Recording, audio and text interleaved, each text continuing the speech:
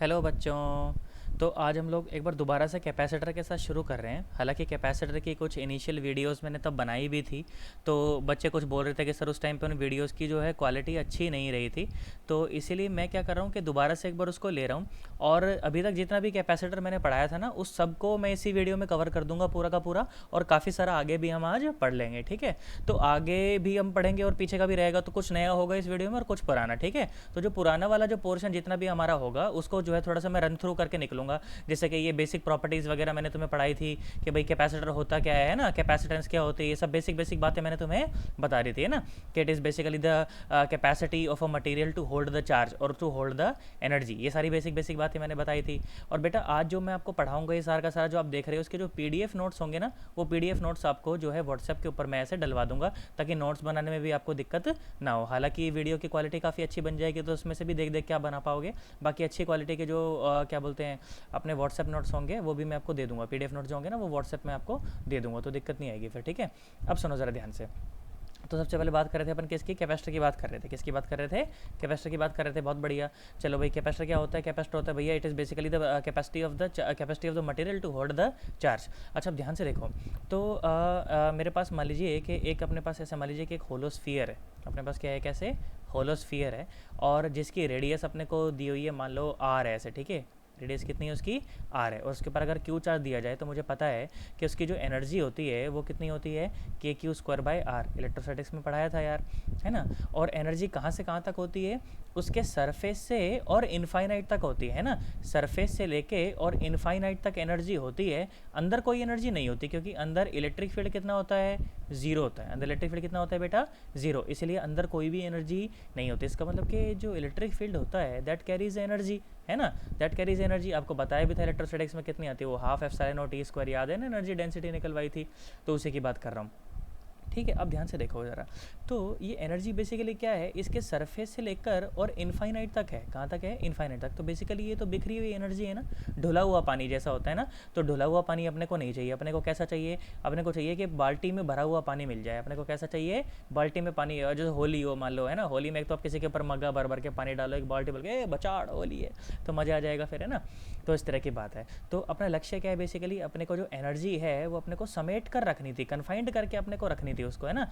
तो इसलिए फिर अपन जो है जिस यंत्र का इस्तेमाल करते हैं उसको कैपेसिटर कहते हैं। कैपेसिटर बनाया गया क्योंकि कैपेसिटर में एनर्जी कैसी रहती है? कन्फाइंड रहती है। अच्छा, कहाँ कहाँ पे इसका इस्तेमाल होता है? जैसे ये जो flash light of the camera है, कहाँ पर? Flash light of the camera, वहाँ पर उसका इस्तेमाल होता है। तुमने देखा होगा बिल्कुल छोटा सा बल्ब होता है, और जब जलता है भाई साहब कितना 100 वाट की जितनी एनर्जी वो दे देता है ना। तो वो 100 वाट की एनर्जी कैसे दे पाता है? क्योंकि उसको एक कैपेसिटर से कनेक्ट किया होता है। या बाइक का जो ऑटो स्टार्ट होता है ना, जो ऑटो स्टार्ट होता है बाइक का, आप ऑटो स्टार्ट करते हो, छोटी सी बैटरी देखो इतने बड़े इंजन को स्टार्ट कर पाती है, क्यों? क्योंकि वहाँ पर कैपेसिटर का यूज़ किया जाता है। किसका यूज़ किया जाता है बेटा? कैपेसिटर का यूज़ किया जाता है। अच्छा भाई, तो बेसिकली मैंने कैसे डिफाइन करा? मैंने कहा कैपेसिटर जो है ना, दैट इज़ बेसिकली द बाल्टी ऑफ एनर्जी। कैपेसिटर क्या है? बेसिकली द बाल्टी ऑफ एनर्जी, ठीक है।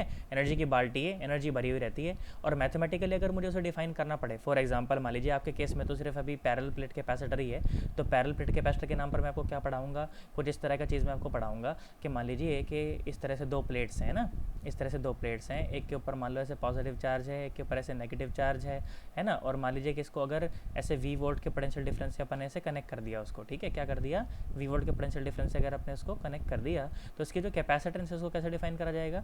The capacitance will be defined as Q by V, ठीक है। Capacitance is defined as the ratio of charge and the potential difference. तो इसकी जो यूनिट हो जाएगी, या तो आप उसको ऐसे बोलो कि कूलॉम पर वोल्ट बोल लो, या कूलॉम पर वोल्ट ना बोल के क्या बोल दें आप उसको? फेराड बोल दें। क्या बोल दें आप उसको? फेराड बोल दें। फराड नहीं बोलना, फेराड बोलना है। और ऐसे एफ से दिखाते हैं उसको। कैसे दिखाते हैं? एफ से दिखाते हैं, ठीक है। कैसे दिखाते हैं उसको? ऐसे एफ से दिखाते हैं। बहुत बढ़िया भाई, इतनी बात अपने को समझ आई। इसके अलावा अब जो बात करते हैं ना, बात करते हैं कैपेसिटेंस ऑफ स्फेरिकल कंडक्टर की, ठीक है। Capacitance of a spherical conductor, ठीक है। तो अब ध्यान से देखो, मान लो कि फिर से अपने पास उस तरह का एक गोला है मान लो, ठीक है, जिसकी रेडियस अपने पास कितनी? आर रेडियस है इसकी। तो इसके सेंटर पर जो पोटेंशियल आता है कितना आता है? वो के क्यू बाई आर। कितना आता है बेटा? वो के क्यू बाई आर। बताया था तो मैंने इलेक्ट्रोस्टैटिक्स में कितना आता है? वो के क्यू बाई आर। ढंग से प्रिपेयर करना, पेपर में बहुत सवाल पूछे जाएंगे अब, ठीक है। तो कितना कैपेसिटेंस कितना आता है उसका, जो पोटेंशियल डिफरेंस होता है कितना आता है? K Q by are.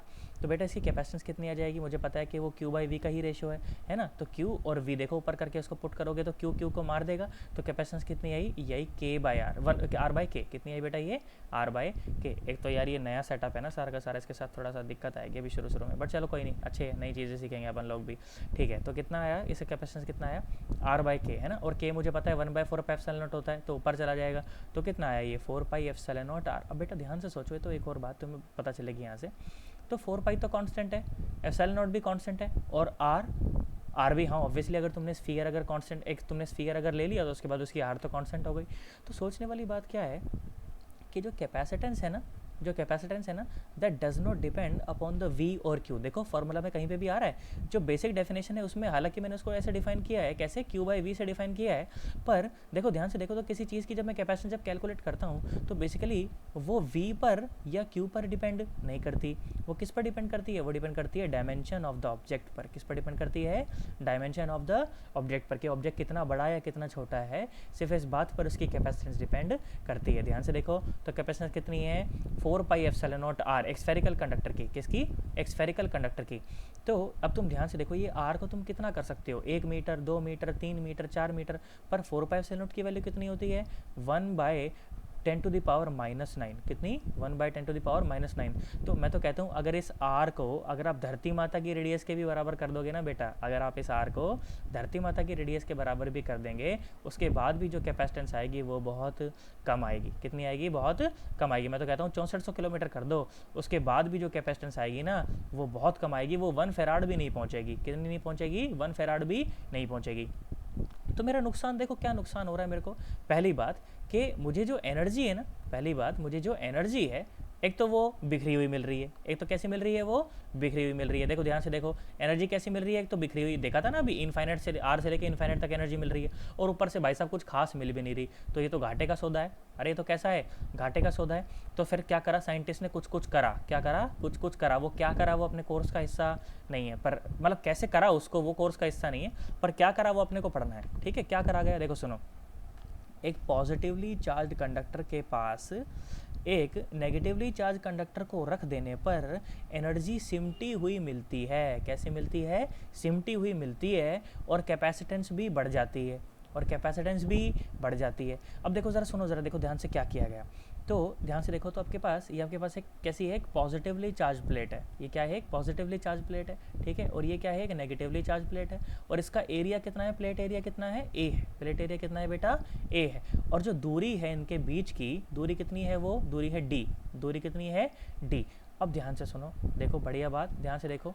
तो बेटा इस वाली प्लेट की वजह से अगर मैं इस वाले रीजन में बात करूं तो इलेक्ट्रिक फील्ड इधर, और इस नेगेटिवली चार्ज प्लेट की वजह से इलेक्ट्रिक फील्ड इधर, तो ई नेट कितना, जीरो। ई नेट कितना, जीरो। अब ध्यान से देख, इस पॉजिटिवली चार्ज प्लेट की वजह से इस तरफ इलेक्ट्रिक फील्ड कैसा, दूर की तरफ, पॉजिटिव चार्ज से तो दूर ही होता है ना, और नेगेटिव चार्ज से इलेक्ट्रिक फील्ड इस तरफ, तो इधर भी ई नेट कितना, जीरो। पर आप अगर बीच वाले क्षेत्र में देखें तो पॉजिटिव चार्ज से इलेक्ट्रिक फील्ड कैसा, देखो दूर की तरफ कितना, सिग्मा/2 एप्सिलॉन नॉट। नेगेटिव चार्ज से भी इलेक्ट्रिक फील्ड, नेगेटिव चार्ज से तो नेगेटिव चार्ज की तरफ जाएगा, कितना, सिग्मा/2 एप्सिलॉन नॉट। तो टोटल कितना हो गया, सिग्मा/एप्सिलॉन नॉट। टोटल कितना हो गया, सिग्मा/एप्सिलॉन नॉट। इसके अलावा ये चीज़ आपको पढ़ाई गई थी इलेक्ट्रोस्टैटिक्स में कि V = E × D, पढ़ाया था ना कि E = -dV/dr। बोलो पढ़ाया था कि नहीं पढ़ाया था, पढ़ाया था ना। अब डायमेंशनली तुम उसको यहाँ से मैच करा लो, है ना। देखो तो E = V/D ही तो है, क्या है, E = V/D ही तो है। अब ध्यान से देखो, तो मैंने कैपेसिटेंस की जो बेसिक इक्वेशन थी वो किसको कैसे डिफाइन किया था कि Q = CV, कैसे, Q = CV। अब ध्यान से देख, तो C कितना आ गया, Q/V, इसको नीचे लेके जाओ इसके, तो और V की वैल्यू मुझे पता है, E × D पुट कर दी है मैंने यहाँ पर। अच्छा E क्या है, अंदर इलेक्ट्रिक फील्ड कितना है, सिग्मा/एप्सिलॉन नॉट। कितना है बेटा, सिग्मा/एप्सिलॉन नॉट, तो पुट कर दिया। और सिग्मा क्या होता है, charge per unit area. Sigma कितना होता है, चार्ज पर यूनिट एरिया, तो पुट किया मैंने। तो यहाँ पर मेरे को आंसर मिला कितना, capacitance of the parallel plate capacitor कितनी आई, एप्सिलॉन नॉट A/D। अगेन मैं क्या देखता हूँ कि भाई साहब फिर से ये कैपेसिटर जो कैपेसिटर है ना उसके सिर्फ डायमेंशन पर डिपेंड कर रहा है। तुम ध्यान से देखो तो प्लेट एरिया ए पर और प्लेट्स के बीच की दूरी डी पर, सिर्फ इन्हीं बातों पर डिपेंड करती है कैपेसिटेंस, और किसी बात पर डिपेंड नहीं करती। अब एक और बात, इंपॉर्टेंट बात, अच्छा ये फार्मूला बहुत ज़्यादा इंपॉर्टेंट है, C = εo A/D। C = εo कहाँ गया, ये रहा, C is equal to epsilon not A by D. काफ़ी इंपॉर्टेंट फार्मूला है, ये तुमको याद रखना पड़ेगा, इससे तुम्हारे बहुत सारे सवाल हो जाएंगे, मैं बताऊंगा अभी, देखना। अब एक और बात इंपॉर्टेंट वाली बात, कि जो Q is equal to C V होता है ना, उसमें जो Q लिया जाएगा, बच्चे के मन में क्यों रहता है कि सर Q क्या लिया जाएगा, Q लिया जाएगा कितना, charge on the inner side of the positively charged plate, charge on the inner side of the positively charged plate। देखो मैं इसको अच्छे से एक्सप्लेन करता हूँ, देखो कोई जल्दबाजी नहीं करते हैं, ढंग से चलते हैं, पर सुनो ज़रा।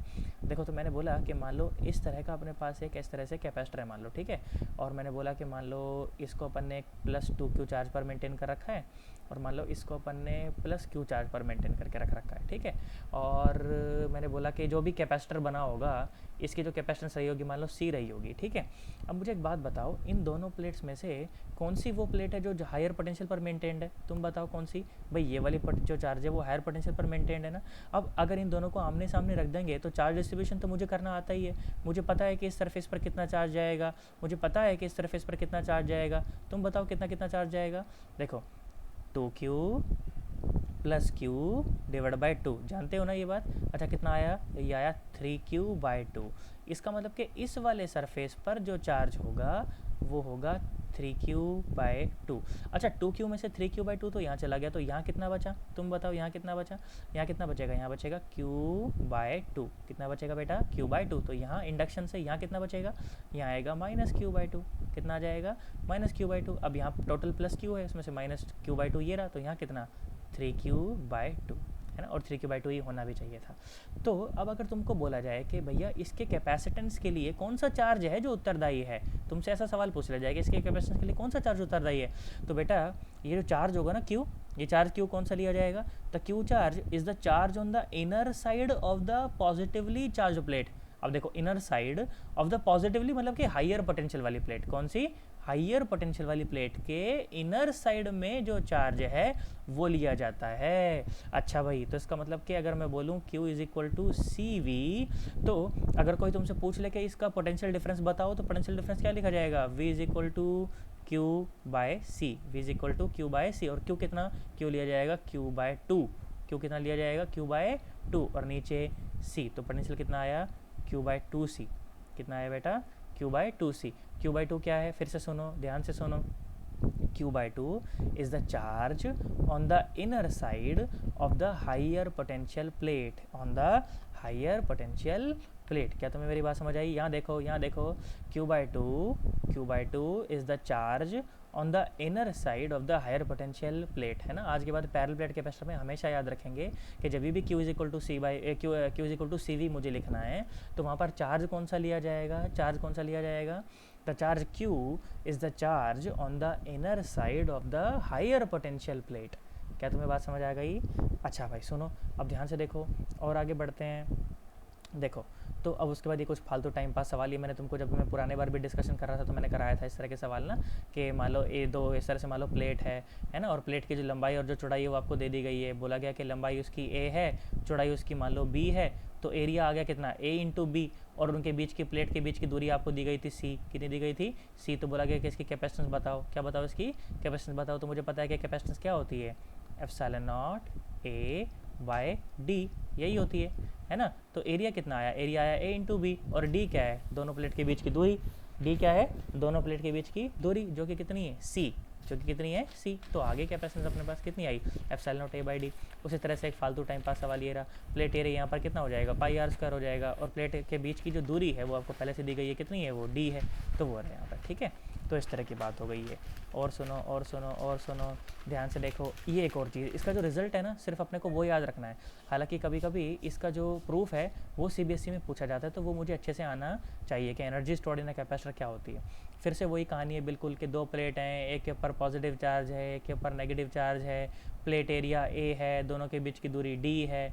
तो बोला गया कि एनर्जी कितनी स्टोर्ड है इसके अंदर ना, मुझे पता है कि जहाँ जहाँ पर इलेक्ट्रिक फील्ड होता है वहाँ पर एनर्जी स्टोर्ड होती है ना, तो वो एनर्जी बस मुझे निकालनी है कितनी है। अच्छा, ये इलेक्ट्रोस्टैटिक्स में आपको पढ़ाया गया था, क्या पढ़ाया गया था इलेक्ट्रोस्टैटिक्स में, कि जो एनर्जी डेंसिटी होती है वो कितनी होती है, half epsilon not E square, है ना। अगर नहीं देखी हो वो वीडियो तो वो देख लेना एक बार, यूट्यूब पे पड़ी हुई है वो, है ना, कि कितनी थी एनर्जी डेंसिटी। आखिरी के बिल्कुल जो लेक्चर्स थे ना एक आध उनमें बताया गया था ये कि एनर्जी डेंसिटी कितनी होती है, half epsilon not E square. अच्छा, एनर्जी डेंसिटी होती क्या, एनर्जी पर यूनिट वॉल्यूम। तो एनर्जी अगर निकालनी पड़े तो एनर्जी डेंसिटी को वॉल्यूम से मल्टीप्लाई कर दें। अब इसकी वॉल्यूम कितनी हो जाएगी, ए इंटू डी, है ना। तो ए इंटू डी से मैंने इसको मल्टीप्लाई कर दिया तो एनर्जी आ गई मेरे पास, है ना। हालांकि इलेक्ट्रिक फील्ड की वैल्यू मेरे को पुट करनी पड़ी, इलेक्ट्रिक फील्ड की वैल्यू कितनी है, सिग्मा बाय एप्सिलॉन नॉट, तो वो पुट किया वहाँ पर, तो एनर्जी मेरे पास आ गई कितनी, हाफ सी वी स्क्वायर। ठीक है, नोट्स में इसको अच्छे से देखेंगे तो समझ आ जाएगा।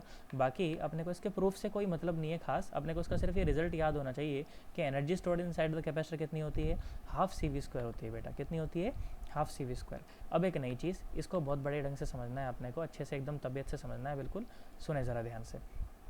तो कैपेसिटर बेसिकली चार्ज कैसे होता है, ये जो नोट्स मैंने आपको बनाए हैं ना, ये नोट्स इस तरह से बनाए हैं कि भैया जब आप पढ़ोगे तो आपको लगेगा कि आपसे बात कर रहे हैं ये, ताकि आपको अच्छे से समझ आ जाए, है ना। बिल्कुल ऐसे समझाने के फॉर्म में नोट्स बना के डालें ताकि अच्छे से समझ आ पाए आपको। अच्छा भाई सुनो, तो कैपेसिटर चार्ज कैसे होता है भाई, बैटरी चार्ज करती है कैपेसिटर को। कौन चार्ज करती है, बैटरी चार्ज करती है कैपेसिटर को, तो कैपेसिटर चार्ज हो जाता है। बैटरी कैसे चार्ज करती है भाई, बैटरी को आप क्या करें, वायर की सहायता से कैपेसिटर से जोड़ दें तो बैटरी चार्ज करने लग जाएगी। सर फिर ये रेजिस्टेंस, सर ये आर आपने क्यों दिखाया, बेटा कोई भी वायर, कितनी भी कंडक्टिंग कोई वायर हो तो कुछ पर्टिकुलर रेजिस्टेंस तो उसका हो गई, है ना, कुछ ना कुछ पर्टिकुलर रेजिस्टेंस तो उसका हो गई। तो वो रेजिस्टेंस को बस मैंने यहाँ पर शो किया है। हालांकि बाद में भाई कितनी भी कंडक्टिंग वायर हो थोड़ा मोटा रेजिस्टेंस तो ऑफर करेगी, उस रेजिस्टेंस को ही मैंने, इस रेजिस्टेंस आर से मैंने उसको दिखाया है। हालांकि बाद में हम लोग देखेंगे एसी सर्किट को मैं आरसी सर्किट का नाम दूंगा और बहुत बड़े ढंग से फिर इसे पढ़ा जाएगा। अब ध्यान से सुनो, तो क्या करा गया, पहले इस तरह से मान लो कि सर्किट जो है ना वो t इक्वल टू 0 पर मान लो ऐसे क्लोज नहीं था और मैंने उसको क्लोज कराया। फिर ठीक है, मैंने क्या कराया, मैंने सर्किट को क्लोज कराया। तो t इक्वल टू 0 पर जैसे ही मैं सर्किट को क्लोज करूंगा, अब ध्यान से सुनो, तो क्लोज करने से पहले की कहानी क्या थी या क्लोज करते ही भी कहानी क्या है, देख सुनो। तो अगर ये V वोल्ट की बैटरी अगर अपने यहाँ पर जोड़ रखी है तो यहाँ पर 0 वोल्ट, तो यहाँ पर भी 0 वोल्ट, तो यहाँ 0 वोल्ट आया। अच्छा सुनो, कैपेसिटर तो बिल्कुल चार्ज नहीं था ना शुरू में, तो कैपेसिटर अगर चार्ज नहीं था तो Q is equal to C V, ध्यान से देखो, Q is equal to C V, capacitor charge नहीं था, तो Q इज इक्वल टू अगर 0 होता है तो इसका मतलब कि उसका क्रॉस पोटेंशियल डिफरेंस भी कैसा है, 0। तो इसका मतलब यहाँ पर भी पोटेंशियल कितना है बेटा, 0, इसीलिए मैंने उसको 0 लिखा। ये t इज इक्वल टू 0 की कहानी है। अच्छा सुनो, यहाँ पर 0 तो यहाँ पर v, तो यहाँ पर भी v। अब ध्यान से देखो, तो इसके अंदर करंट कितना, इसके अंदर करंट कितना, v by R, v minus 0 by R, v minus 0 by R is equal to the current. तो करंट कितना आया, v बाई आर, करंट कितना आया, v बाई आर। अच्छा भाई, तो t इज इक्वल टू 0 पर जो करंट था वो कितना था, v बाई आर था। पर जैसे ही मैं क्या करूँगा, इसको क्लोज कर दूंगा, तो क्लोज करते ही क्या होगा कि बैटरी यहाँ से चार्ज उठाना शुरू करेगी और घुमा के यहाँ पर उसको पुट करना शुरू कर देगी, तो कैपेसिटर धीरे धीरे चार्ज होना शुरू हो जाएगा, कैपेसिटर धीरे धीरे चार्ज होना शुरू हो जाएगा। अच्छा भाई, बहुत बढ़िया, चार्ज होना शुरू हो जाएगा धीरे धीरे। तो जब चार्ज होगा तो मैं कहूँ अगर किसी t is equal to T second के ऊपर की कहानी की बात करूँ, मैं कब की बात करूँ, t is equal to T second की मैं अगर बात करूँ तो कंडीशन देखो कैसी हो जाएगी, थोड़ी देर बाद क्या हो जाएगा यहाँ पर। अच्छा, यहाँ से चार्ज उठाया है ना उसने, तो यहाँ पर माइनस क्यू चार्ज, और यहाँ पर लाकर जोड़ा है ना तो यहाँ पर प्लस क्यू चार्ज। अच्छा अब देखो ध्यान से देखो, तो Q is equal to C V, अगर मैं फिर से ये लिखना चाहूँ Q is equal to C V, तो इस समय पोटेंशियल देखो चार्ज कितना है, Q है, और C इंटू वी। अच्छा ये Q चार्ज कौन सा है, दिस Q चार्ज, ये वाला Q चार्ज है ना, ये वाला। तो V कितना आया, V आया Q बाय सी, V कितना आया, Q बाय सी। इसका मतलब कि यहाँ पर जो पोटेंशियल है वो कितना है, Q बाय सी, और यहाँ पर तो 0 है ही।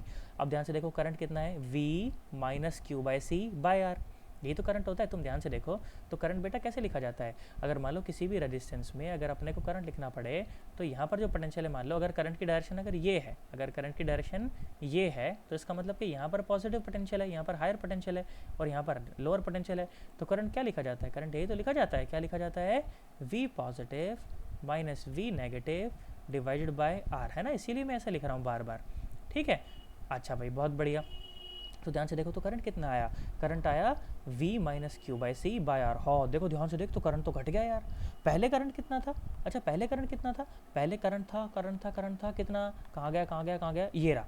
पहले करंट कितना था, अरे कहाँ खो गया, ये रहा। करंट था पहले कितना, V बाय आर, और अब करंट कितना है, अब करंट है V minus Q by C by R. तो करंट तो घट गया, मतलब इसका मतलब कि जैसे जैसे कैपेसिटर चार्ज हो रहा है वैसे वैसे करंट घट रहा है ना। देखो ऐसे नोट्स बना रखे भाई साहब, मजा आ जाएगा तुम्हें पढ़ते हुए। हो देखो करंट तो घट गया।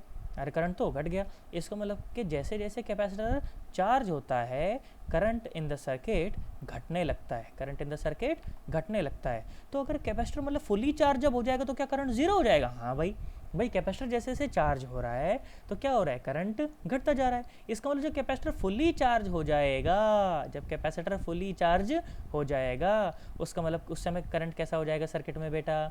ज़ीरो हो जाएगा। कैसा हो जाएगा बेटा? सर्किट में करंट ज़ीरो हो जाएगा।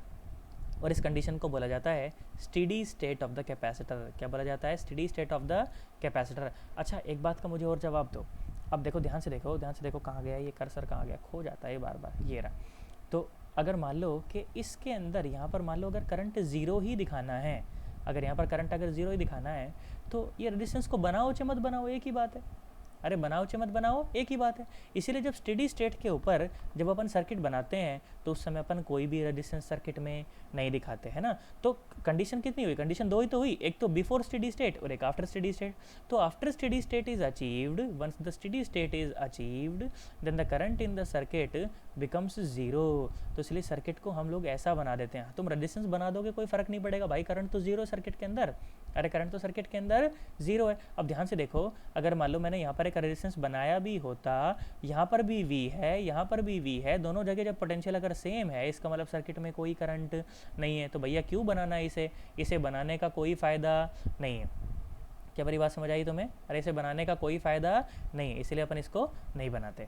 ठीक है, अच्छा भाई बहुत बड़े, तो इतनी बात समझ आई। तो जब स्टेडी स्टेट में जब बनाना हो कैपेसिटर को तो इस तरह से बनाया जाता है। कैपेसिटर दिखाएंगे, नीचे बैटरी से उसको कनेक्ट कर देंगे और Q is equal to CV लिख देंगे। ठीक है, क्या मेरी बात समझ आ गई तुम्हें?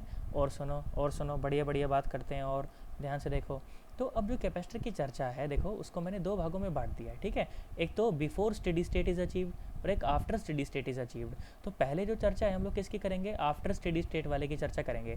इसके अंदर काफ़ी सारे सवाल वाल हम लोग देखेंगे, स्विचिंग प्रॉब्लम वगैरह देखेंगे और उसके बाद फिर after steady state before steady state की चर्चा करी जाएगी जब मैं RC सर्किट आप लोगों को पढ़ाऊंगा। उसके बाद डायलेक्ट्रिक पढ़ाएंगे, बस फिर कैपेसिटर खत्म हो जाएगा। तो लगभग 3 से 4 वीडियो थोड़ी सी बड़ी बड़ी बना दूंगा तो उसके बाद फिर कैपेसिटर अपना खत्म हो जाएगा।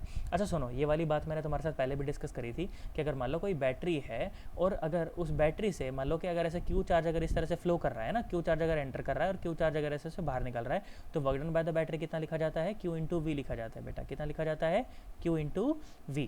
अच्छा ध्यान से देखो, ठीक भाई Q इंटू वी, तो Q तो मुझे पता है ना कि कैपेसिटर के लिए कितना C इंटू सी वी है ना, ये तो होता है। अरे Q is equal to CV, तो CV पुट किया मैंने यहाँ पर तो मैंने देखा कि यार बैटरी ने जो काम किया work done by the battery that is basically half CV square, that is basically half CV square. और कैपेसिटर के अंदर जो स्टोर्ड एनर्जी है वो कितनी है? Half CV square. भाई बैटरी ने काम किया CV स्क्वायर, बैटरी ने काम किया CV स्क्वायर, कैपेसिटर के अंदर स्टोर्ड है हाफ CV स्क्वायर, कैपेसिटर के अंदर स्टोर्ड है हाफ CV स्क्वायर, तो बाकी आधी कहाँ गई? भाई हमने अभी तो देखा, ध्यान से देखो सन्नाटों, एनर्जी तो निकाली थी अभी के अभी, देखो एनर्जी निकाली थी नहीं निकाली थी अभी? देखो ये रही एनर्जी स्टोर्ड, कितनी आई थी एनर्जी स्टोर्ड कैपेसिटर के अंदर? देखो देखो देखो कितनी आई है? Half CV square. भाई कितनी एनर्जी अंदर कैपेसिटर के अंदर स्टोर्ड कितनी है? Half CV square. और बैटरी ने काम कितना किया? बैटरी ने काम किया CV स्क्वायर, बैटरी ने काम किया CV स्क्वायर। तो आधी कहाँ गई? आधी गई बेटा हीट में, आधी गई बेटा हीट में। बाकी की जो आधी एनर्जी है वो हीट में कन्वर्ट हो गई। तो हीट प्रोड्यूस कितनी लिखी गई? हीट प्रोड्यूस लिखी गई work done by the battery minus energy stored in the capacitor, battery है ना, energy stored in the capacitor basically. तो अब energy stored in the capacitor को बेटा देखो मैंने थोड़ा अलग ढंग से लिखा है। Energy stored in the capacitor को मैंने ऐसे लिखा है, देखो final energy of the capacitor minus initial energy of the capacitor. इस चीज़ को बिल्कुल थोड़ा सा मैं ढंग से तुम्हें समझाता हूँ, बिल्कुल अपन रन थ्रू नहीं करेंगे, थोड़ा सा आराम से इसको समझते हैं। ध्यान से देखो, देखो मैंने बोला कि मान लो कि ये अपने पास इस तरह से मान लो कोई कैपेसिटर है, ठीक है, अपने पास इस तरह से मान लो कोई कैपेसिटर है, ठीक है, और इस तरह से अपन ने एक V वोल्ट की बैटरी से उसको कनेक्ट कर दिया। कैपेसिटर मान लो उसकी C थी, ठीक है, और T इज इक्वल टू 0 पर जब मैंने उसे कनेक्ट किया तो उस समय बिल्कुल भी वो चार्ज नहीं था, बिल्कुल भी वो चार्ज नहीं था। T इज इक्वल टू 0 पर, कब? T इज इक्वल टू 0 पर, ठीक है। तो जब वो चार्ज नहीं था तो मतलब कि उसकी जो इनिशियल एनर्जी थी, मतलब कि उसकी जो इनिशियल एनर्जी थी वो कितनी थी? 0 थी। कितनी थी? 0। और मैं बोलता हूँ कि चलो फाइनल जो एनर्जी मैंने लिखी आफ्टर स्टेडी स्टेट वो कितनी लिखी? मैंने बोला चलो हाफ CV स्क्वायर लिखी। कितनी लिखी? Half CV square. अच्छा भाई बहुत बढ़िया। और work done by the battery कितना है? Work done by the battery कितना है? वो तो मुझे पता है CV स्क्वायर है, वो तो मुझे पता है CV स्क्वायर है। तो हीट जनरेटेड कितनी? हीट जनरेटेड कितनी? ध्यान से देखो, तो work done by the battery, ध्यान से देखो, यहाँ देखो, रुको इसको मार्कर को चेंज कर लेते हैं, देखो ध्यान से देखो, तो कहाँ गया कहाँ गया कहाँ गया, ये रहा देखो। तो work done by the battery minus final energy of the capacitor minus initial energy of the capacitor, तो कितना लिखा गया, ये लिखा गया देखो ध्यान से, work done by the battery मतलब के सी वी स्क्वायर, अरे गधेड़ा कहाँ गया ये C V square minus final energy of the capacitor कितना, half C V square minus initial energy of the capacitor कितना, जीरो। अच्छा भाई बहुत बढ़िया, तो कितनी एनर्जी आई अंदर स्टोर, कितनी एनर्जी हीट में कन्वर्ट हो गई, half C V square. Logically इतना ही आता है ना, कि बैटरी ने काम किया सी वी स्क्वायर, अरे बैटरी ने काम किया सी वी स्क्वायर, अंदर स्टोर्ड कितनी है, हाफ सी वी स्क्वायर, अंदर स्टोर्ड कितनी है, हाफ सी वी स्क्वायर, तो हीट में कितनी चली गई, हाफ सी वी स्क्वायर। बस वही बात है ना। अब ध्यान से सुनो, तो देखो कुछ सवाल वाल करते हैं इसी कंसेप्ट से, एक बार देखो ज़रा, कहाँ गया कहाँ गया कहाँ गया, ये रहा गधेड़ा। देखो क्या सवाल आपको बोला गया, सवाल सुने। तो सवाल इस तरह से बोला गया कि बेटा एक कैपेसिटर है, उसको अपन ने इस तरह से, मान लीजिए कि उसके क्रॉस इस तरह से बोला कि पहले जो पोटेंशियल था ना, पहले जो चार्ज था उसके क्रॉस, बोला पहले वो इस तरह से चार्ज था, इतने पोटेंशियल से वो चार्ज था, ठीक है, इस तरह से कैपेसिटर था। बोला गया कि this capacitor is now connected to a battery of 3V like this, इस तरह से कनेक्ट किया उसको, ठीक है। लॉजिक समझ लेना, सवाल आराम से हो जाएगा।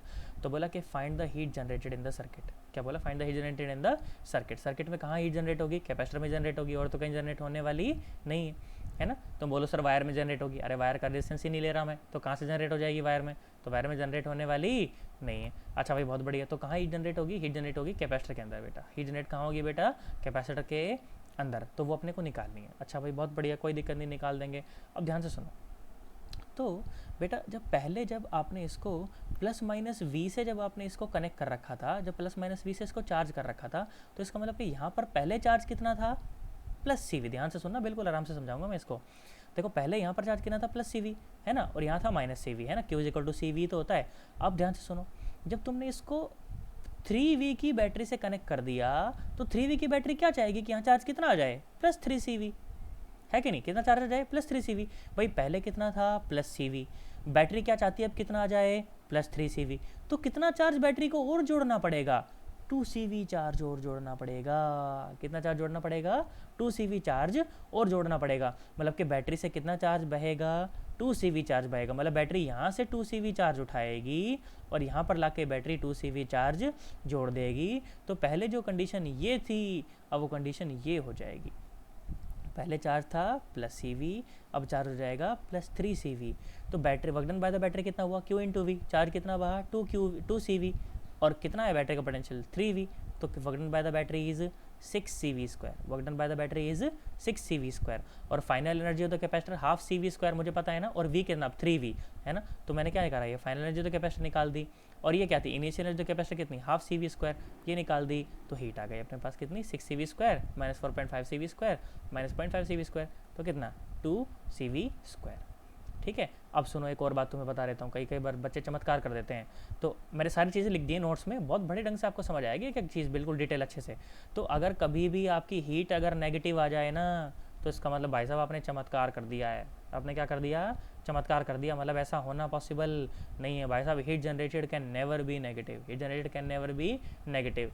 हीट जनरेटेड नेगेटिव का मतलब पता है क्या है, कि तुमने भाई साहब कैपेसिटर को कनेक्ट करा सर्किट में और कैपेसिटर ठंडा हो गया ऐसा कैसे पॉसिबल है, अरे ऐसा पॉसिबल नहीं है। तो अगर हीट जनरेटेड कभी भी तुम्हारी नेगेटिव आ जाए, तो उसका मतलब तुमने कैलकुलेशन में गलती कर रखी है, उसको ठीक कर लेना। लॉजिक फिर से समझा देता हूँ कि पहले कंडीशन क्या थी, प्लस CV और माइनस CV, अब कंडीशन क्या हो गई है, प्लस 3CV और माइनस 3CV। तो ये कंडीशन बनाने के लिए बैटरी से 2CV चार्ज और बहना पड़ेगा, तो work done by the battery निकल जाएगा, इनिशियल और फाइनल एनर्जी तो कैपेसिटर मुझे पता चल जाएगी, तो हीट जनरेटेड आ जाएगी, इसमें कोई शक वाली बात नहीं है। और सुन लो, देखो इसमें 3 तरह की वैरायटी बनती है, इसमें पता है 3 तरह की वैरायटी बनती है। पहली वैरायटी में क्या करते हो आप, बैटरी को कनेक्ट करते हो इस तरह से कि जो पॉजिटिव था अभी भी पॉजिटिव, अब देखो मैंने बैटरी को उल्टे ढंग से कनेक्ट कर रखा है, ठीक है, बैटरी को देखो उल्टा कनेक्ट कर रखा है ना, बैटरी को उल्टा कनेक्ट कर रखा है, ध्यान से देखो, ये देखो, हाँ उल्टा कनेक्ट कर रखा है ना। तो बेटा अब ध्यान सुन, देख, तो पहले कंडीशन क्या थी, पहले अपन ने इस कैपेसिटर को प्लस माइनस V से ऐसे चार्ज कर रखा था, ठीक है। तो यहाँ पर चार्ज कितना था, प्लस CV, यहाँ पर चार्ज कितना था, माइनस CV। अब बैटरी क्या चाहती है, बैटरी चाहती है यहाँ पर माइनस CV बना दूँ और यहाँ पर प्लस CV बना दूँ, तो प्लस CV का माइनस CV बनाना है, तो यहाँ से 2CV चार्ज को बहना पड़ेगा, तो 2CV बहा 2CV बहा 2CV बहा 2 CV बहा, तो work done by the battery कितना 2 CV इंटू वी, तो कितना 2 CV², कितना आया 2 CV²। और इनिशियल एनर्जी तो कैपेसिटर कितनी 1/2 CV², फाइनल एनर्जी तो कैपेसिटर कितनी 1/2 CV², तो work done by the battery कितना 2 CV²। Work done by the battery कितना बेटा 2 CV²। इसमें परेशान होने की कोई बात नहीं। अब देखो इसमें तीसरी वैरायटी क्या होती है, इसमें अपन है ना 2 कैपेसिटर को कनेक्ट करते हैं इस तरह से। देखो सुनो क्या करा गया तीसरी वैरायटी में, बोला इस तरह से 2 कैपेसिटर थे, इस तरह से 2 कैपेसिटर थे। बोला कि फिर अपन ने क्या करा, अब ध्यान सुनो क्या बोला, after closing the switch find out the flow of charge, कितना चार्ज बहा वो बताएं, find the final potentials of the capacitor, के फाइनल पोटेंशियल कितना हो गया कैपेसिटर का, और हीट जनरेटेड कितनी हो गई वो सब बतानी है। अब ध्यान सुनो, तो जैसे क्या होगा कि मैं इसको ऐसे कनेक्ट कर दूंगा तो उस समय क्या होगा, अच्छा देखो कनेक्ट करने से पहले की सिचुएशन क्या है कि एक 3 माइक्रोफेराड वाले कैपेसिटर को, एक 3 माइक्रोफेराड वाले कैपेसिटर को आपने 10 वोल्ट की बैटरी से कनेक्ट कर रखा है। इसका मतलब कि चार्ज कितना है 10 या 30 माइक्रोकुलाम है ना। देखो ध्यान सुनो, तो 30 माइक्रोकुलाम चार्ज पहले से पॉजिटिव यहाँ पर और -30 माइक्रोकुलाम यहाँ पर। इसी तरह से एक 2 माइक्रोफेराड के कैपेसिटर को आपने 5 वोल्ट की बैटरी से कनेक्ट कर रखा है। इसका मतलब कि 5 दूनी 10 माइक्रोफेराड चार्ज यहाँ पर पहले से है, 10 माइक्रोफेराड चार्ज यहाँ पर चार्ज पहले से है। अब मुझे एक बात बताओ, चार्ज कहाँ बहता है भाई, हायर पोटेंशियल से लोअर पोटेंशियल की तरफ बहता है। कहाँ बहता है, हायर पोटेंशियल से लोअर पोटेंशियल की, मतलब कि चार्ज यहाँ से बहेगा, यहाँ से कुछ चार्ज उठेगा और यहाँ पर ऐसे आएगा, यही होगा कुछ और होगा, यही होगा ना। यहाँ से चार्ज थोड़ा सा उठेगा और यहाँ पर ऐसे चार्ज आ जाएगा। तो मैंने बोला मान ले चल क्यू चार्ज ऐसे बहा यहाँ से, ठीक है, let Q be the charge, ठीक है, amount of charge which flow, ठीक है। अब ध्यान सुनो, तो पहले चार्ज क्या था यहाँ पर, कहाँ गया मार्कर, कहाँ गया, ये रहा। देखो सुनो, तो पहले चार्ज था यहाँ पर 30 माइक्रोकुलाम, अब उसमें से क्यू चार्ज अगर बह गया तो बचा कितना 30 माइनस क्यू माइक्रोकुलाम, ठीक है, 30 माइनस क्यू माइक्रोकुलाम। तो जो 30 यहाँ से कम हुआ है वो 30 यहाँ पर आकर जुड़ गया, तो यहाँ कितना चार्ज हो गया 10 प्लस क्यू माइक्रोकुलाम, कितना हो गया 10 प्लस क्यू माइक्रोकुलाम। अच्छा भाई बहुत बढ़िया, तो ऐसे हो गया। मुझे एक बात बताओ कि ये चार्ज कब तक बहेगा, कोई भी चार्ज कब तक बहता है, करंट कब तक बहता है, जब तक कि दोनों कैपेसिटर का जो पोटेंशियल है वो सेम नहीं हो जाता। अरे वो सेम नहीं हो जाता। तो मैंने बोला मान लो कि अब फाइनल जो चार्ज है वो कितना हो चुका है 30 माइनस क्यू, ठीक है, और इसका पोटेंशियल मैंने बोला चलो v हो गया है ना। तो मैं तो जानता हूँ कि q is equal to C V, तो v is equal to Q by C, अरे v is equal to Q by C, और अब वो v जो है दोनों का सेम हो जाएगा, तब तक चार्ज बहता रहेगा, उसके बाद वो बंद हो जाएगा, ठीक है। तो ऊपर वाले का अगर मैं पोटेंशियल लिखना चाहूँ तो कितना हो जाएगा 30 माइनस क्यू बाई 3, और नीचे वाले का पोटेंशियल लिखना चाहूँ तो नीचे वाले का पोटेंशियल कितना हो जाएगा 10 प्लस क्यू बाई 2। और ये दोनों पोटेंशियल कैसे होने चाहिए, बराबर होने चाहिए। कैसे होने चाहिए बेटा, बराबर। तो बराबर रखा तो चार्ज आ गया, कितना फ्लो किया पता चल गया, कितना फ्लो किया 6 माइक्रोकुलाम जो चार्ज है वो बह गया। अच्छा पहले था 30 माइक्रोकुलाम चार्ज और 6 माइक्रोकुलाम चार्ज बह गया, तो बचा कितना 24 माइक्रोकुलाम चार्ज, कितना बचा बेटा 24 माइक्रोकुलाम चार्ज। अच्छा पहले था 10 माइक्रोकुलाम चार्ज और 6 माइक्रोकुलाम आकर जुड़ गया, तो अब कितना हो गया 16 माइक्रोकुलाम, और पोटेंशियल तो मुझे पता चल ही जाएगा कितना है वो 8 वोल्ट, कितना है वो 8 वोल्ट, दोनों में से किसी से भी निकाल लो है ना।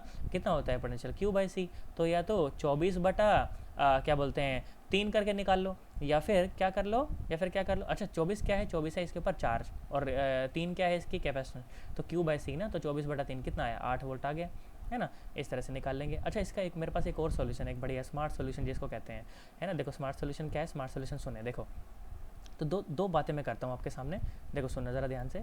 तो दो बातें क्या हैं कि भाई दोनों कैपेसिटर की जो लेफ़्ट प्लेट्स हैं, दोनों कैपेसिटर, देखो ये वाली प्लेट, एक तो ये वाली प्लेट, कहाँ गया, अच्छे से बनाते हैं इसको, टुचुक, देखो एक तो ये वाली प्लेट और एक ये वाली प्लेट है ना।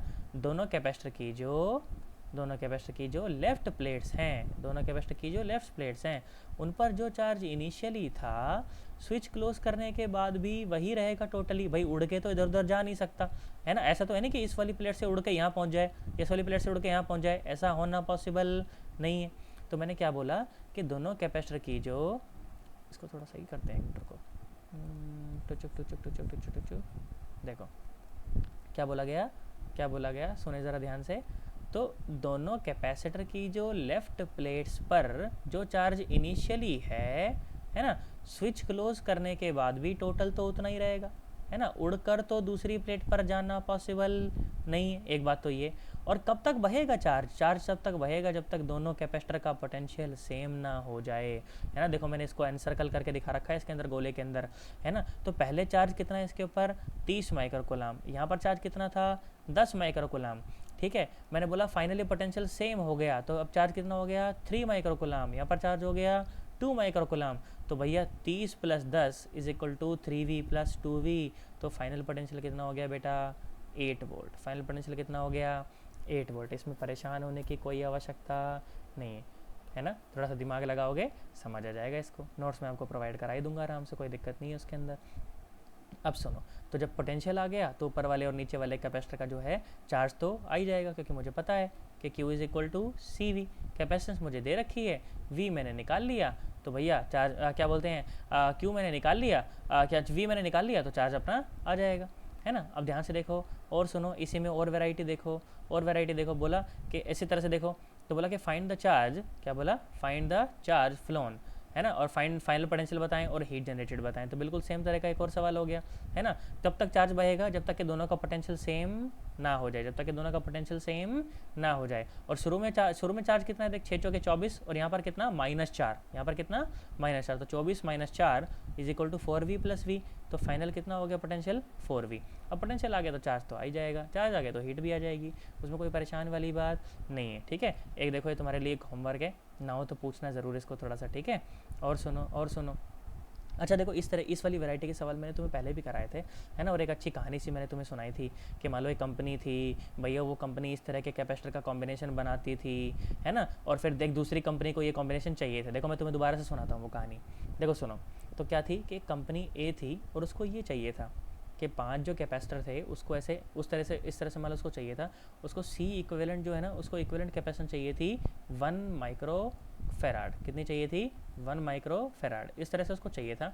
और एक कंपनी थी जो उसको ये बना के दिए जा रही थी, ठीक है। एक कंपनी थी जिसको ये चाहिए था और एक कंपनी थी जो बना के दिए जा रही थी। तो क्या करते थे वो 5-5 माइक्रोफेराड के 5 कैपेसिटर वैसे लाइन से ऐसे जोड़ देते थे, तो उनको क्या मिल जाता था, एक 1 माइक्रोफेराड का कैपेसिटर मिल जाता। मुझे पता है ना कि कैपेसिटर जो है वो उल्टे होके जुड़ते हैं सीरीज़ में और पैरेलल में सीधे जुड़ते हैं, है ना। तो इस तरह की बातें। अच्छा भाई, फिर क्या हुआ कि भाई जो कंपनी ये बना रही थी ना, कंपनी बी जो है वो बना के उसको ये दिए जा रही थी। तो कंपनी बी का जो मालिक था उसका बेटा जब बड़ा हुआ तो उस बेटे ने अपने पापा से पूछा कि पापा ये जो सेकंड प्लेट है, ये जो सेकंड प्लेट है ना, इसका जो बाहरी हिस्सा है, इसका जो बाहरी हिस्सा ये किस काम आ रहा है। उसके पापा बोले बेटा कोई काम नहीं आ रहा है। तो फिर उसने पूछा कि पापा ये जो प्लेट है, ये जो पहली प्लेट है, इसका जो बाहरी हिस्सा है ये किस काम आ रहा है। बोला ये भी किसी काम नहीं आ रहा। तो ये तो गड़बड़ हो गई, है ना। सुनो ज़रा ध्यान से देखो। तो उसने क्या बोला कि पापा ये जो प्लेट है, ये प्लेट, इसका जो बाहरी हिस्सा है ये किस काम आ रहा है, किसी काम नहीं। इस प्लेट का जो बाहरी हिस्सा है ये किस काम आ रहा है, बोला किसी काम नहीं। फिर से सुनो, उसने क्या बोला, पापा ये जो प्लेट है, ये वाली प्लेट देखो, ये वाली प्लेट, इसका जो बाहरी हिस्सा है वो किस काम आ रहा है, किसी काम नहीं आ रहा। इस वाली प्लेट का जो बाहरी हिस्सा है वो किस काम आ रहा है, वो भी किसी काम नहीं आ रहा। क्योंकि मुझे पता है चार्ज सारे कहाँ रहते हैं, अंदर रहते हैं कैपेसिटर में, ना अंदर रहते हैं ना सारे चार्ज, बाहर तो कोई चार्ज रहते ही नहीं है ना। इसलिए तो बाहर एनर्जी जीरो होती है यार, सारी की सारी एनर्जी अंदर ही होती है। अच्छा भाई, तो उसने क्या बोला, पापा पैसे बचा लो, जब ये प्लेट का ये इससे किसी काम ही नहीं आ रहे तो क्या करो पापा, पैसे बचा लो। कैसे बचा लो, ध्यान से देखो, ऐसे बचा लो पैसे। अब ऐसे देखो कैसे पैसे कैसे बचे। अब ध्यान से देखो, तो अपने जो कैपेसिटर की जो अरेंजमेंट है उसके ऊपर तो कोई फ़र्क पड़ा ही नहीं ना, अरे उसके ऊपर तो कोई फ़र्क पड़ा ही नहीं। पर देखो ध्यान से देखो, तो नंबर ऑफ़ प्लेट्स कितनी कम हो गई, है ना, नंबर ऑफ़ प्लेट्स कितनी कम हो गई, मतलब खर्चा कम हो गया। और नंबर ऑफ़ प्लेट अगर कम हो गई तो इसका मतलब कि साइज़ भी कॉम्पैक्ट हो गया, और मुझे तो कॉम्पैक्ट साइज़ ही चाहिए। मैं तो चाहता हूँ जितना छोटे से छोटा इंस्ट्रूमेंट बन सके उतना बढ़िया। भाई तुम्हारा एक जो मोबाइल फ़ोन होगा जिसमें तुम ये वीडियो देख रहे हो, या जो तुम्हारा लैपटॉप है जिसमें तुम ये वीडियो देख रहे हो, जानते हो उसके अंदर भाई साहब करोड़ों कैपेसिटर्स लगे हुए हैं। कितने कैपेसिटर लगे हुए हैं, करोड़ों कैपेसिटर लगे हुए हैं। तो अगर कैपेसिटर बड़ा होगा तो उसमें मैं ज़्यादा कैपेसिटर नहीं लगा पाऊंगा, जितने ज़्यादा इलेक्ट्रिकल कंपोनेंट्स लगते हैं प्रोसेसिंग उतनी ही फास्ट हो जाती है। तुम्हें पता है ना, पहले अपने पेंटियम 3 प्रोसेसर आते थे, P4 आता था, फिर डुअल कोर आया, फिर कोर i3 आया, फिर कोर i5 आया, फिर कोर i7 आया। जानते हो नहीं जानते हो, थोड़ी थोड़ी बातें। तो कोर i3 या कोर i5 कोर i7 से मेरा मतलब क्या है, मेरा मतलब सिर्फ इतना ही होता है कि बेटा छोटी से छोटी जगह पर मैं ज़्यादा से ज़्यादा इलेक्ट्रिकल कंपोनेंट का इस्तेमाल कर सकूं, तो मेरा काम उससे आसान हो जाता है। अब ध्यान से देखो, तो इसी प्रिंसिपल का इस्तेमाल करके क्या किया जाता है, कहाँ खो गया, ये रहा। तो इसी प्रिंसिपल का इस्तेमाल करके क्या करा जाता है कि अपन डिफरेंट कैपेसिटर के अरेंजमेंट्स बनाते हैं। अपन क्या करते हैं, डिफरेंट अरेंजमेंट बनाते हैं। जैसे कि मान लो कि एक अरेंजमेंट आपके सामने ये रही, ठीक है, इस तरह से रही है आपके सामने एक अरेंजमेंट। तो क्या बोला गया कि 4 प्लेट थी, ठीक है। और इस तरह से बोला कि आपको ए और बी के बीच में आपको इक्विवेलेंट कैपेसिटेंस बतानी है, ठीक है। तो जिसका भी सेम बिल्कुल एकदम वही, जैसे तुम्हें याद है पॉइंट पोटेंशियल मेथड, कहीं पे ना पता हो तो एक्स मान लो, तो ठीक है। मेरे को नहीं पता था तो मैंने यहाँ पर पोटेंशियल कितना मान लिया, एक्स मान लिया। अब ध्यान से देखो तो एक्स और ए के बीच में एक कैपेसिटर, एक्स और ए के बीच में एक कैपेसिटर, एक्स और बी के बीच में एक कैपेसिटर, सर्किट बन गया भाई साहब। इसमें परेशान होने की कोई ज़रूरत है ही नहीं। अगर तुम्हें रेजिस्टेंस का ये सर्किट बनाना आता है तो कैपेसिटर का भी बन जाएगा, उसमें कोई नई बात नहीं है ना। जिन जिन के बीच में भी कैपेसिटेंस निकालनी हो उन्हें एंड पॉइंट पर रखो, और जहाँ का पोटेंशियल ना पता हो उसे कुछ भी मान लो, है ना। और बस, और अब कैपेसिटर सारे बना दो अलग अलग भाई। एक्स और ए के बीच में एक कैपेसिटर, फिर ए और एक्स के बीच में एक और कैपेसिटर, फिर एक्स और बी के बीच में एक और कैपेसिटर। ध्यान से देखो तो ए और एक्स के बीच में एक कैपेसिटर, ए और एक्स के बीच में एक कैपेसिटर, एक्स और बी के बीच में एक कैपेसिटर। सॉल्व कर लेंगे। ये दोनों आपस में हो गए पैरेलल में, ये हो गया सीरीज में। सी और सी 2C, 2C और C 2C/3, क्योंकि कैपेसिटर जो है वो सीरीज़ में कैसे जुड़ते हैं बेटा, उल्टे होके जुड़ते हैं, और पैरेलल में कैसे जुड़ते हैं, सीधे होके जुड़ते हैं। चलो ठीक है, फिर से एक बार तुम्हें रिमाइंड कर देता हूँ ये बात। देखो ये सवाल मैंने फिर से लिया था, अभी लिया था थोड़ी देर पहले, समझाया भी था कि Q is equal to CV में जब पैरेलल प्लेट कैपेसिटर की जब बात करी जाएगी तो Q is equal to CV में Q जो था वो क्या था, Q is the charge on the inner side of the plate maintained at higher potential, maintained at higher potential. देखो सेम सवाल तुम्हें भी करवाया भी था ना थोड़ी देर पहले, कि अगर मान लीजिए कहाँ गया फिर से खो गया गधेड़ा, ये रहा देखो, तो ये रहा। मान लो यहाँ पर चार्ज इसके ऊपर मान लो +2Q था, और इसके ऊपर चार्ज मान लो +Q था। तो बोला क्या कि चार्ज डिस्ट्रीब्यूशन सबसे पहले कितना होगा, चार्ज डिस्ट्रीब्यूशन मुझे पता है कैसा होगा भाई। आउटर प्लेट पर टोटल का आधा आता है, तो इधर आया 3Q/2, इधर भी आया 3Q/2, तो 2Q में से 3Q/2 इधर चला गया, तो यहाँ कितना बचा Q/2। तो इंडक्शन से यहाँ पर कितना आया -Q/2, तो यहाँ पर कितना आया +3Q/2। अब ध्यान से सुनो क्या बोला गया, सुनो सवाल क्या बोला गया, तो सवाल सुने कि for a parallel plate capacitor with capacitance C, with capacitance C, capacitance आपको दे दी कि इसकी कैपेसिटेंस C है, ठीक है। बोला गया कि if following is the charge condition, if following is the charge condition on the plate then find out the potential appearing across it, find out the potential appearing across it, मतलब ये V अपने को बताना था, ठीक है। तो ये V अभी आपको मैंने कैलकुलेट करके दिखाया भी था कि Q is equal to CV में, Q is equal to CV में जो Q होता है वो क्या होता है, charge on the inner side of the higher potential plate, on the higher potential plate. तो Q/2 is equal to basically CV, तो V कितना आ गया Q/2C, V कितना आ गया Q/2C। अब सुनो ज़रा एक और नई बात तुम्हें बताता हूँ, उसके बाद फिर वाइंड अप करेंगे अपन ना, नहीं तो ज़्यादा बड़ी हो जाएगी फिर वीडियो ना। अब ध्यान से सुनो ज़रा एक बार, अच्छी बात बताता हूँ। ये सवाल बहुत रिपीटेडली पूछे गए एक बार ना, JEE एडवांस का ही देखो सवाल है जो मैं तुम्हारे साथ ले रहा हूँ, अब डिस्कस कर रहा हूँ। बहुत आराम से इसको डिस्कस करेंगे बिना जल्दबाजी करे हुए। देखो सुनो, कहाँ छे मेरा पेन, कहाँ छे, ये रहा, आओ छई छप्पा छई। देखो सुनो, तो क्या सवाल बोला कि इस तरह से अपने पास एक कैपेसिटर का सर्किट है, ठीक है। इस तरह से अपने पास एक सर्किट है, ठीक है। कितनी प्लेट है गिनो, 1 2 3 4, इसीलिए 8 चार्ज। तो देखो सवाल क्या पूछा, सवाल बोला कि find out the C equivalent potential X। देखो ये जो X पोटेंशियल है ना, ये अपने को बताना है एक तो, ठीक है। क्या सवाल बोला गया, find out the C equivalent potential X, then ये 8 के 8 चार्ज अपने को बताने हैं, ये 8 के 8 चार्ज अपने को बताने हैं। अब ध्यान से सुनो, तो इसका जो इक्विवेलेंट डायग्राम बनता है, इसका जो इक्विवेलेंट डायग्राम बनता है उसमें तो मेरे को दिक्कत ही नहीं, इक्विवेलेंट डायग्राम तो मैं बना ही दूंगा। अरे बना दूंगा कि नहीं बना दूंगा, है ना। इक्विवेलेंट डायग्राम तो मैं बना ही दूंगा कि भाई x और मान लो इसको आप कुछ भी a मान लेना, इसको आप कुछ भी b मान लेना, तो भैया x, अब मान लो अगर ये x है, अगर ये x है तो घूम के ये भी कितना x हो जाएगा, क्योंकि एक ही प्लेट है ना, पूरी की पूरी एक ही प्लेट है ना। तो ध्यान से देखो कहाँ गया, ये रहा x और a के बीच में एक कैपेसिटर, फिर a और x के बीच में एक कैपेसिटर, फिर x और b के बीच में एक कैपेसिटर। तो इस तरह से ये बन जाएगा। तो C इक्विवेलेंट तो आ जाएगी, C इक्विवेलेंट निकालने में किसी तरह की कोई परेशानी नहीं है। 2C/3 भाई, ठीक भाई, बहुत बढ़िया। अब क्या निकालना है, अब निकालना है ये पोटेंशियल। अब क्या निकालना है, ये पोटेंशियल x। हाँ ये दिक्कत है, अब ज़रा ध्यान से सुनो। अब मुझे एक बात बताना, अब देखो बढ़िया बात करता हूँ, देखो सुनो, कहाँ गया, ये रहा। सुनो देखो, तो मान लो ये जो कुछ प्लेट है, एक ये प्लेट है और एक ये प्लेट है, ये 3 प्लेट है अपने पास, ठीक है। मुझे एक बात बताओ, कि अगर ये हायर पोटेंशियल है तो यहाँ पर प्लेट पर कुछ भी चार्ज होगा वो नेगेटिव चार्ज होगा, है ना, कुछ भी नेगेटिव चार्ज होगा, कुछ भी नेगेटिव चार्ज होगा, इस पर भी कुछ भी नेगेटिव चार्ज होगा। तो इन दोनों पर अगर नेगेटिव है तो इस पर कितना, इस पर उतना ही पॉजिटिव चार्ज होगा, इस पर उतना ही पॉजिटिव चार्ज होगा। कुछ चार्ज यहाँ से फ्लो करेगा, कुछ चार्ज यहाँ से फ्लो करेगा, और कुछ चार्ज फिर सारा का सारा चार्ज दोनों मिलकर यहाँ पर वो आ जाएगा। अगर मैं इसे Q1 बोल दूँ, अगर इसे Q2 बोल दूँ, तो Q1 plus Q2 will be equal to Q, है ना। तो देखो मेरी बात सुनो ज़रा ध्यान से। देखो मैंने एक लूप ड्रॉ कर रखा है, मैंने क्या कर रखा है, एक लूप ड्रॉ कर रखा है। देखो ध्यान से देखो, तो ये लूप ड्रॉ कर रखा है। तो इन लूप के ऊपर बेसिकली यहाँ जो चार्ज है, यहाँ जो चार्ज है वो चार्ज कैसा है, वो तो कांस्टेंट चार्ज है ना, वो उड़ के इधर उधर जा ही नहीं सकता यार, क्योंकि उसको ब्लॉक है ना, वो तो हर जगह से उसका रास्ता भाई, ना तो वो, ध्यान से देखो, ना तो वो क्रॉस करके यहाँ आ सकता, ना क्रॉस करके यहाँ आ सकता, और ना क्रॉस करके यहाँ जा सकता। तो एक्स पॉइंट पर जितना टोटल चार्ज है वो तो कंजर्व रह गया ना, वो तो कंजर्व रह गया, और उसका सम भी कितना है, जीरो। ये माइनस क्यू, ये माइनस क्यू, और ये प्लस क्यू, मतलब माइनस Q1, ये माइनस Q2, और ये प्लस का Q उतना ही।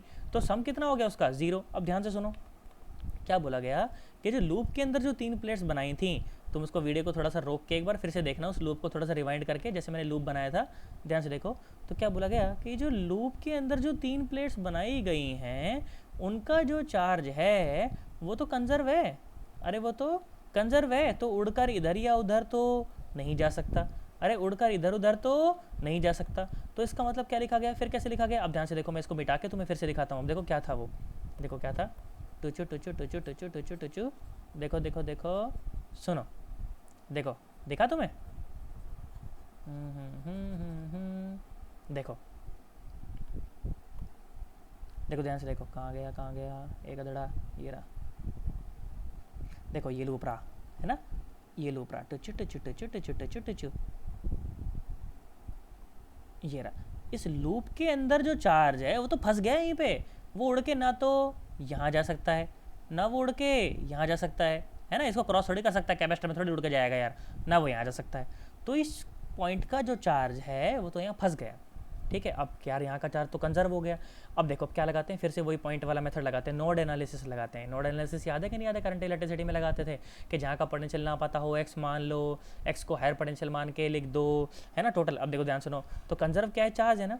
अब ध्यान सुनो, मुझे पता है कि Q इज इक्वल टू क्या होता है, CV, Q is equal to CV, V is the potential difference, potential नहीं है, क्या है, potential difference across the plates of the capacitor. अब ध्यान से देखो, यहाँ पर पोटेंशियल कितना है, x, यहाँ पोटेंशियल कितना है, x, और यहाँ पोटेंशियल है v। x के पोटेंशियल को हायर पोटेंशियल मानते थे, तो पोटेंशियल डिफरेंस कितना आया, x माइनस वी, है ना। तो क्या लिखा गया, x minus V into C, है ना, Q is equal to CV ना। तो x minus V into C, और नीचे वाले कैपेसिटर के लिए भी x minus V into C, और ये बाजू वाले कैपेसिटर के लिए, इसके लिए कितना, x minus zero by C is equal to zero, तो x आ गया, है ना। पोटेंशियल आता ही, अब देखो कंडीशन कैसी हो गई, अब कंडीशन ऐसी हो गई कि मुझे x पता है, कि मुझे x पता है। दूसरा मार्कर ले लेते हैं, देखो मुझे x पता है, 2v/3 निकाल लिया ना मैंने, 2v/3। अच्छा भाई v था, 0 था, अच्छा ये x घूम के यहाँ पर भी कितना, 2v/3। अच्छा भाई बहुत बढ़िया, 2v/3। मुझे एक बात बताओ कि अगर ऐसे बहुत सारी प्लेट्स हों, कहाँ गया कहाँ गया कहाँ गया, देखो मैं बोलूँ कि मान लो इस तरह से बहुत सारी अपन ने इस तरह से प्लेट्स बना रखी हैं, ठीक है, बहुत सारे अपन ने प्लेट बना रखी हैं, और जो ये जो बाहर वाली जो प्लेट होती है, ये जो बाहर वाली प्लेट होती हैं, इनके ऊपर कितना चार्ज आता है भाई, टोटल का आधा ही आता है। तो जब इस सिस्टम को जब बैटरी से कनेक्ट नहीं किया गया था तो टोटल चार्ज कितना था, 0 था, तो 0 का आधा कितना, 0, तो मतलब यहाँ पर भी 0 चार्ज और यहाँ पर भी 0 चार्ज। इसीलिए लिखा गया कि बेटा Q1 कितना है, 0, Q1 कितना है, 0, और Q8 भी कितना है, 0, Q8 भी कितना है बेटा, 0। तो बैटरी से जब कनेक्ट कर देते हैं तो बैटरी बस चार्ज को शफल करती है, कोई चार्ज प्रोवाइड थोड़ी करती है, तो जो चार्ज पहले था वही चार्ज कनेक्ट करने के बाद भी रहेगा, है ना। तो Q इक्वल टू कितना, 0, बाहर वाली पर कितना चार्ज आ गया, 0। अब मुझे क्या क्या बताना है, Q2 बताना है, Q3 बताना है, Q4, Q5, Q7, Q8, ये सब तो बताना, Q8 तो बता ही दिया। अब सुनो, देखो सुन, ध्यान सुन ध्यान सुन ध्यान सुन, देख यहाँ पर ऊपर जो पोटेंशियल है वो है 2v/3 ऊपर वाली प्लेट पर, और नीचे वाली प्लेट पर जो पोटेंशियल है वो है v। तो पोटेंशियल डिफरेंस कितना, v/3, कितना, v/3, अरे v माइनस v/3 कितना, v/3, और यहाँ पर ये हायर पोटेंशियल है तो ये पॉजिटिव प्लेट और ये नेगेटिव प्लेट। अब सुन, Q is equal to CV में, Q is equal to CV में, Q is the charge on the inner side of the higher potential plate. तो Q कितना आया, क्यू कितना आया, क्यू आया सी तो कैपेसिटेंस है, और we potential difference V/3। CV/3 किसका चार्ज है, जो प्लेट हाइयर पोटेंशियल पर है उसके अंदर चार्ज है, मतलब Q3 कितना CV/3। तो इंडक्शन से यहाँ कितना -CV/3 कितना आया -CV/3। देखो ध्यान से देखो, नीचे देखो मैंने कर भी रखा है इसको, देखो मैं तुम्हें दिखाता हूँ, देखो देखो ये रहा, देखो तो यहाँ कितना +CV/3 और यहाँ कितना -CV/3। फिर से ऊपर आ जाओ, फिर से ऊपर आ जाओ, देखो देखो देखो। अब सुन, यहाँ पर ऊपर वाली प्लेट पर पोटेंशियल है V, नीचे वाली पर 2V/3, तो यहाँ ज़्यादा हुआ ना, और डिफरेंस कितना V/3। तो यहाँ पर फिर से अगेन यहाँ पर चार्ज कितना हो जाएगा CV/3, और यहाँ पर कितना -CV/3। क्या तुम्हें मेरी बात समझ आई? ध्यान से देखो, ऊपर +CV/3, नीचे -CV/3। अब यहाँ पर देखो x पर पोटेंशियल कितना है 2V/3, कितना है 2V/3 है ना, और नीचे कितना 0, नीचे कितना 0, तो ये हायर पोटेंशियल वाली प्लेट हो गई। तो ये पॉजिटिव और ये नेगेटिव, और डिफरेंस कितना 2V/3, तो चार्ज कितना आया 2CV/3 और -2CV/3। ये सवाल हो गया। अब जब मुझे पता चल गया कितना कितना चार्ज है, क्या है, बैटरी से कितना फ्लो हो रहा है, तो सारी चीज़ें मैं निकाल सकता हूँ, इसमें परेशान होने वाली कोई बात नहीं है। ठीक है, अच्छा सुनो, इस तरह का एक और सवाल मैंने तुम्हें दे दिया है। तुम्हें क्या बताना है, एक तो ये एक्स पोटेंशियल बताना है, इसके अलावा ये सारे के सारे चार्जेस बताने हैं, पूरे के पूरे 10 चार्ज, 10 चार्ज कितने आएंगे, ठीक है, और इसकी सी इक्विवेलेंट निकालनी है, जो कि बहुत आसान है, इसमें तो कोई घबराहट ही नहीं, 4 कैपेसिटेंस है, बस निकाल लेंगे ना हम लोग, है ना। ये एक्स है तो देख घूम के ये वाली प्लेट पर भी कितना हो जाएगा, एक्स हो जाएगा। ये अगर बी है तो इस पर भी कितना हो जाएगा, बी हो जाएगा, इस पर भी कितना हो जाएगा, बी हो जाएगा। बस इक्विवेलेंट सर्किट ड्रॉ कर लोगे, काम आसान हो जाएगा तुम्हारा, है ना। तो आज के लिए बस इतना ही, अपना ये वाला पोर्शन लगभग मैंने ख़त्म कर दिया है। इसके अलावा जो अगली जो चर्चा होगी, इसमें हम लोग क्या पढ़ेंगे, इसमें हम लोग पढ़ेंगे स्विचिंग प्रॉब्लम्स के बारे में। ज़रूरी है वो प्रॉब्लम्स, काफ़ी सारा पूछे भी जाते हैं सवाल में, है ना। तो स्विचिंग प्रॉब्लम हम लोग पढ़ लेंगे।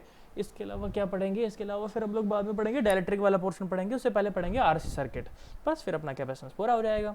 ठीक है, चलो फिर मिलते हैं अपन लोग अगली वीडियो में। ठीक है, चलो बाय बाय, टाटा।